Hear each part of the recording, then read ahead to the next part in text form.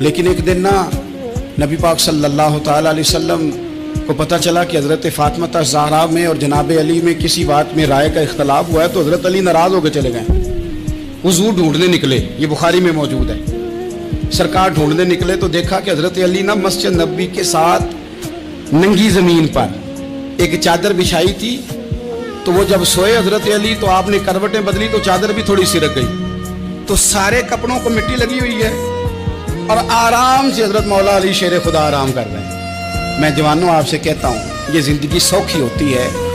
میں نے کھیت کی بٹ پہ، بننے پہ، کھیت کے کنارے پہ کسان سوتے ہوئے دیکھے ہیں، اور میں نے 1.5 کروڑ کی گاڑی میں نفسیات کے ڈاکٹر کے پاس بیٹھا وہ شخص دیکھا ہے جو کہتا ہے پتہ نہیں کیا بات ہے، نیند کیوں نہیں آتی۔ وہ زندگی آسان ہے، اس میں تھکاوٹ ہوئی ہے، بندہ سو گیا جہاں جگہ ملی، سو گیا اور کچھ تڑپ رہا ہے کیونکہ وہ عادی ہو گیا ہے، یہ 2 منٹ کے لیے بند ہو گیا اسی، تو وہ گیا۔ حضرت علی وہاں آرام سے، سارے کپڑوں کو مٹی لگی ہے۔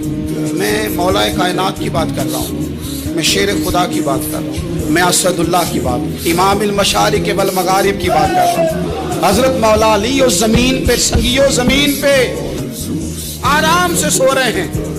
میرے محبوب گئے اور جا کے فرمایا یا ابو تراب، او مٹی والے اٹھ جا، کپڑوں کو مٹی لگی تھی نا، مٹی والے اٹھ جا۔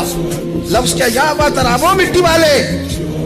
حضرت علی کو ساری حیات ظاہرہ جس نے بھی ابو تراب کہا جناب علی بڑے ہی راضی ہوئے، خوش ہوتے تھے، فرماتے تھے یہ مجھے کہو، یہ میرے نبی نے مجھے کہا ہے۔ اور مٹی